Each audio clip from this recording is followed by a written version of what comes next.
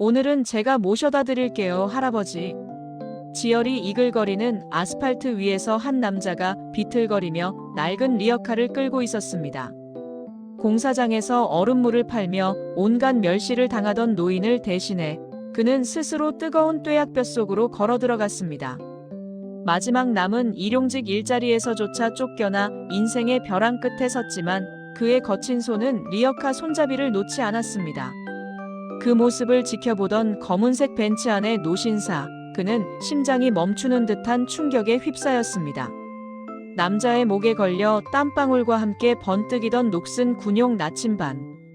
그것은 노신사가 50년 전부터 목숨을 걸고 찾아 헤매던 바로 그 유품이었습니다. 노신사는 사색이 된 얼굴로 차 문을 박차고 나섰습니다. 그리고는 달궈진 도로 위로 무릎을 꿇고 오열하며 남자의 바짓가랑이를 붙잡았습니다. 도대체 이 나침반에는 어떤 피 맺힌 사연이 숨겨져 있는 걸까요? 이야기 시작 전 구독과 좋아요 부탁드립니다. 그리고 지금 어디서 이 영상을 보고 계신지 댓글로 남겨주세요. 여러분이 계신 그곳에 행운과 건강이 가득하기를 진심으로 바랍니다. 기온은 이미 섭씨 40도를 넘어선 지 오래였습니다. 달궈진 아스팔트 위로 아지랑이가 피어올라 시야를 흐릿하게 만들었습니다. 박훈기는 땀에 젖어 살갗에 달라붙은 작업복을 거칠게 털어내며 시멘트 포대를 옮겼습니다.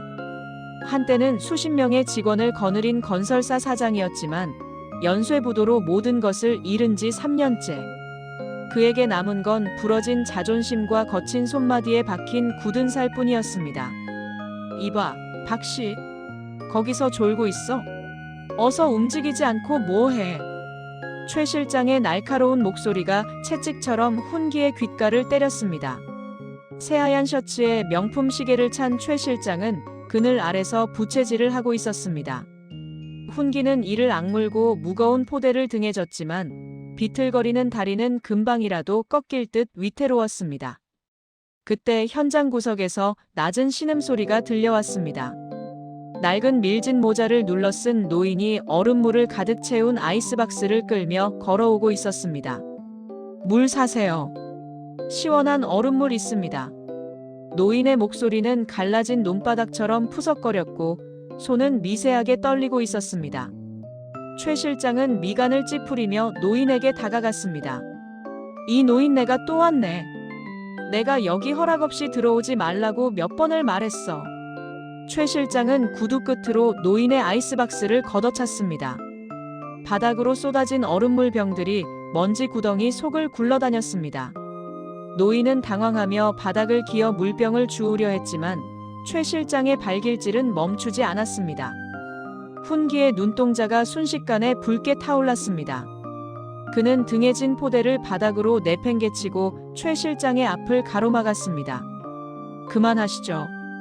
사람한테 이러는 거 아닙니다. 최 실장은 기가 차다는 듯 훈기를 아래 위로 훑어보며 비웃었습니다. 박 사장님, 아직도 본인이 사장인 줄 알아? 감히 누굴 가르치려 들어? 최 실장은 훈기의 가슴팍을 세게 밀쳤고 훈기는 힘없이 뒤로 넘어졌습니다.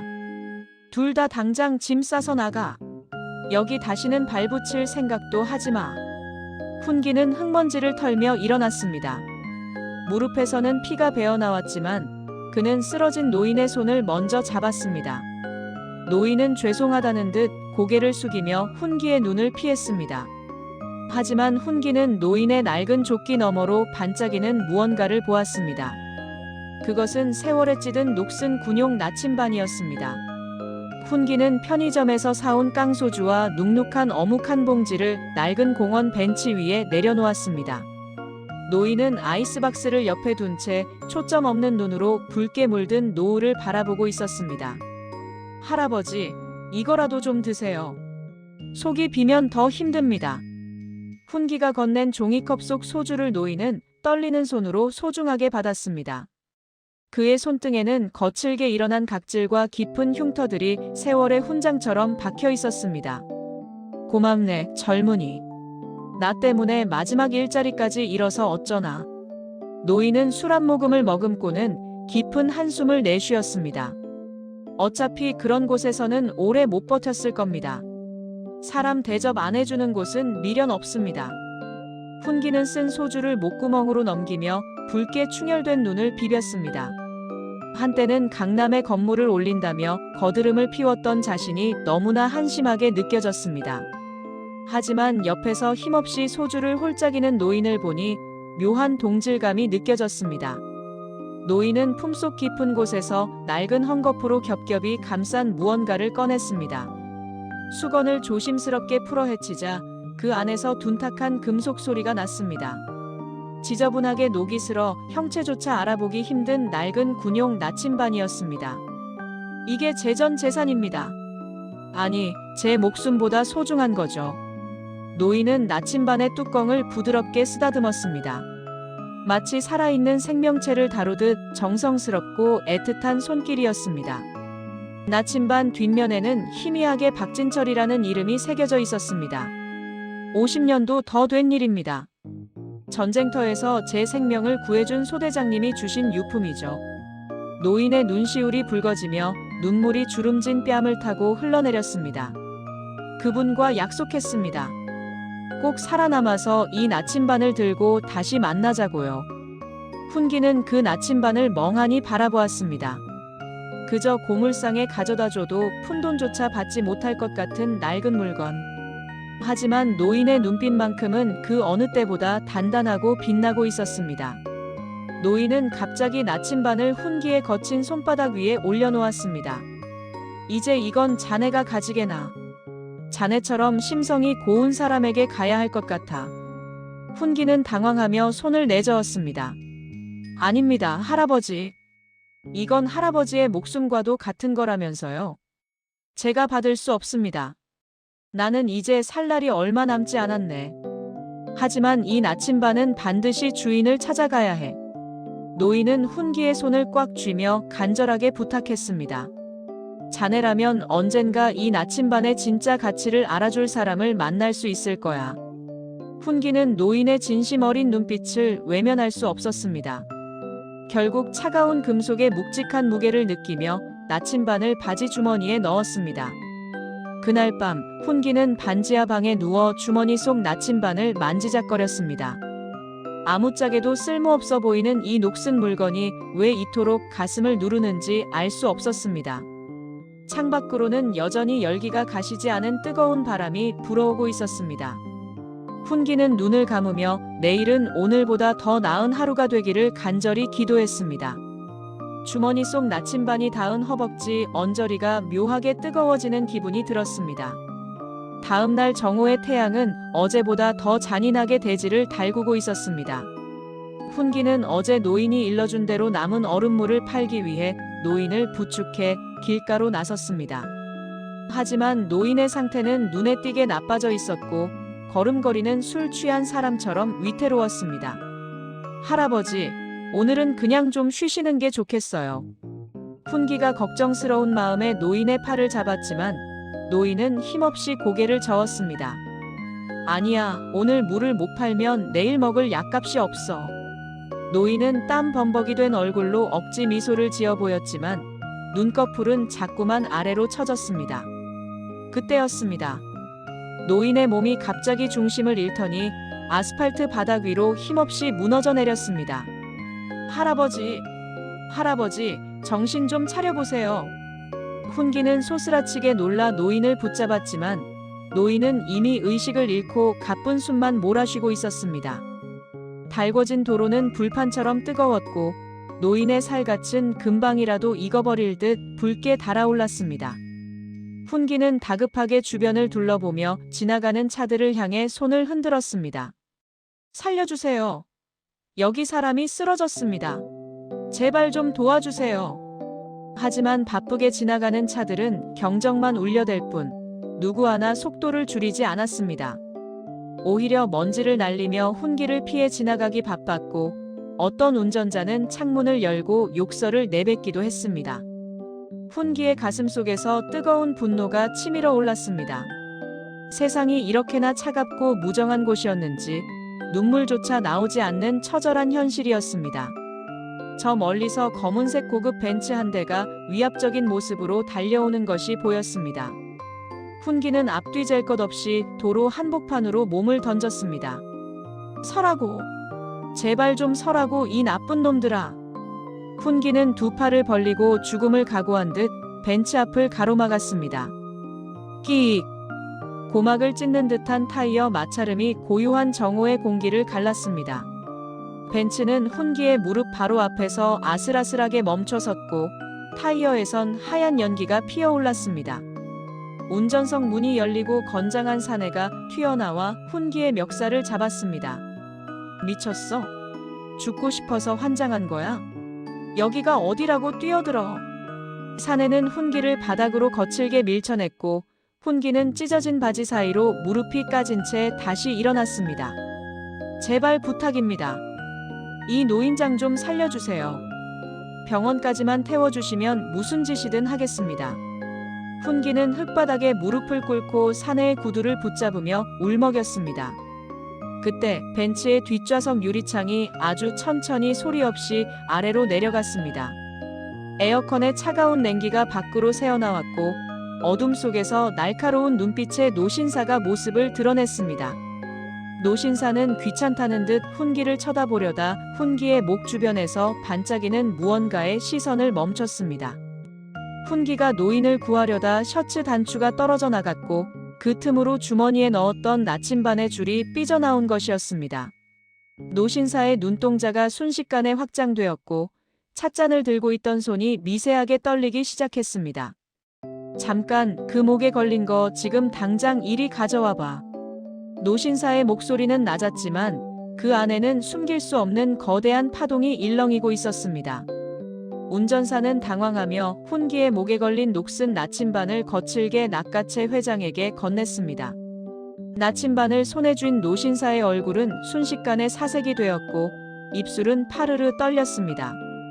그는 차 문을 박차고 나와 뜨거운 아스팔트 위로 맨발을 내디뎠습니다. 그리고는 쓰러진 노인의 얼굴을 확인하더니 그 자리에서 털썩 주저앉아 통곡하기 시작했습니다. 소대장님, 소대장님, 정말 당신입니까?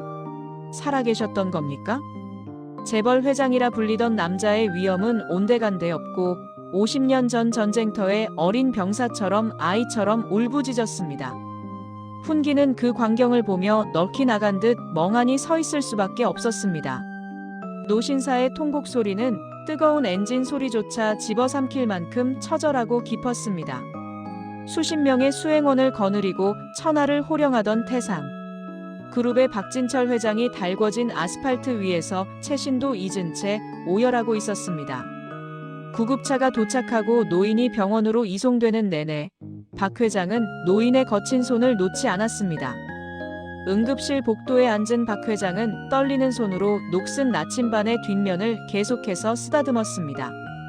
50년 전의 기억은 어제 일처럼 선명하게 박 회장의 뇌리를 스치고 지나갔습니다. 포탄이 비오듯 쏟아지던 1953년의 어느 차가운 겨울밤이었습니다. 갓 입대한 이등병이었던 박진철은 다리에 파편을 맞고 진흙구덩이 속에서 죽음만을 기다리고 있었습니다. 그때 소대장이었던 김노인이 박진철을 등에 업고 적진을 뚫으며 수킬로미터를 달렸습니다. 진철아, 정신 차려라. 너는 살아서 고향에 가야 한다. 소대장은 자신의 허벅지에 총알이 박히는 줄도 모르고 어린 병사를 구하기 위해 사투를 벌였습니다. 아군 진지에 다다랐을 때 소대장은 품속에서 이 나침반을 꺼내 박진철의 손에 꼭 쥐어주었습니다. 이게 있으면 길을 잃지 않을 거다.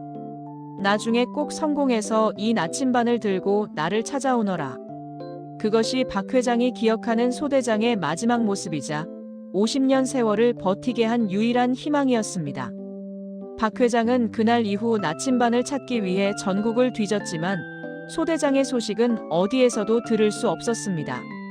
전쟁의 상흔으로 가족을 잃고 이름까지 바꾸며 밑바닥 인생을 전전하던 소대장은 공사장을 떠돌며 얼음물을 파는 처지가 되었던 것입니다. 자신의 목숨을 구해준 영웅이 폐지를 줍고 멸시를 받으며 살아왔다는 사실에 박 회장은 가슴을 쥐어뜯으며 괴로워했습니다. 병원 의자에 앉아 초조하게 수술 결과를 기다리는 박 회장의 옆에는 훈기가 묵묵히 서 있었습니다. 박 회장은 고개를 들어 훈기를 바라보았는데 그의 눈에는 깊은 존경과 감사가 서려 있었습니다. 자네가 아니었다면 나는 평생 이분을 찾지 못하고 죄인으로 죽었을 거야. 박 회장은 훈기의 투박한 손을 잡으며 다시 한번 눈시울을 붉혔습니다. 훈기는 주머니 속에 남아있던 낡은 나침반 뚜껑을 만지작거리며 인생의 묘한 인연에 온몸이 떨려왔습니다. 화려한 벤츠와 명품 시계보다 더 빛나는 것이 저 녹슨 금속 덩어리에 담겨 있다는 사실을 그제야 깨달은 것입니다. 수술실에 빨간 불이 꺼지고 의사가 나오자 박 회장은 용수철처럼 튀어올라 의사에게 다가갔습니다. 다행히 고비를 넘겼다는 말에 박 회장은 그 자리에 주저앉아 안도의 숨을 내쉬며 나침반을 가슴에 품었습니다. 50년 동안 얼어붙어 있던 시간이 뜨거운 눈물과 함께 녹아내리는 순간이었습니다. 일주일 후 지옥 같던 공사장의 소음이 평소와 다름없이 울려 퍼지고 있었습니다. 최 실장은 여느 때처럼 그늘 아래 앉아 일용직 노동자들을 향해 삿대질하며 고함을 지르고 있었습니다. 박 씨랑 그 노인네 나가니까 속이 다 시원하네. 어디서 쓰레기 같은 것들이 들어와서 말이야. 최 실장이 바닥에 침을 뱉으며 거드름을 피우던 그때 현장 입구로 검은색 세단 수십 대가 먼지를 일으키며 들어섰습니다. 차에서 내린 박 회장의 서늘한 눈빛이 최 실장에게 꽂히자 그는 쥐고 있던 부채를 떨어뜨리며 허리를 굽혔습니다. 회장님, 예고도 없이 어쩐 일이십니까? 여기는 위험하니 어서 안으로. 최 실장이 비굴한 웃음을 지으며 다가갔지만 박 회장은 그의 인사를 받지 않고 차갑게 입을 열었습니다. 내 놈이 우리 소대장님의 아이스박스를 걷어찬 그 발이냐? 박 회장의 목소리는 낮았지만 주변의 모든 소음을 잠재울 만큼 서슬퍼른 위험이 서려 있었습니다. 최 실장의 얼굴은 순식간에 종이장처럼 하얗게 질렸고 무릎이 눈에 띄게 덜덜 떨리기 시작했습니다. 그게 무슨 말씀이신지 저는 그저 현장 관리를 위해. 박 회장은 최 실장의 말을 자르고 곁에 서 있던 비서에게 짧게 명령을 내렸습니다. 이자를 당장 해고하고 우리 그룹과 관련된 모든 현장에서 영구 제명해. 사람을 사람으로 보지 않는 자에게는 벽돌 한 장도 맡길 수 없어. 최 실장은 바닥에 주저앉아 살려달라고 애원했지만 경호원들에 의해 짐짝처럼 밖으로 끌려나갔습니다. 그 광경을 지켜보던 일용직 노동자들의 입가에는 오랜만에 통쾌한 미소가 번졌고 누군가는 박수를 치기도 했습니다.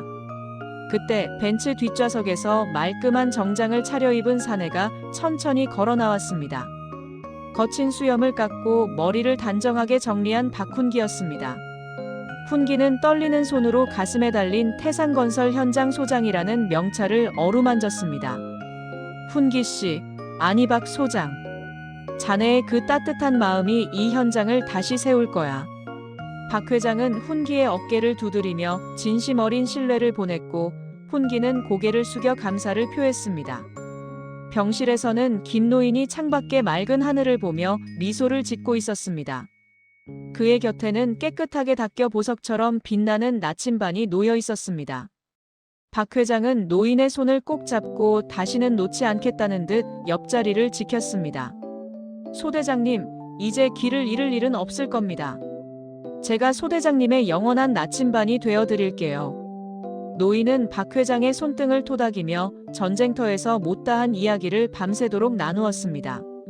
훈기의 반지하 방 창문 너머로 보이던 지독한 폭염은 어느덧 가시고 시원한 가을 바람이 불어오고 있었습니다. 인생의 길을 잃고 방황하던 한 남자에게 녹슨 나침반은 가장 정확한 북쪽을 가리켜 주었습니다. 그것은 돈이나 권력이 아니라 사람을 향한 따뜻한 진심과 예의라는 이름의 방향이었습니다. 진정한 성공은 가장 낮은 곳에 있는 사람을 어떻게 대하느냐에 달려 있다는 것. 우리 모두는 잊지 말아야 합니다. 오늘의 이야기가 당신의 가슴 속에 잠들어 있던 소중한 가치를 깨우는 시간이 되었기를 바랍니다. 이야기 속 주인공들과 김노인의 앞날에 축복을 빌어주시고 당신의 소중한 의견을 댓글로 남겨주세요. 구독과 좋아요는 저희가 더 따뜻한 세상을 그리는데 큰 힘이 됩니다.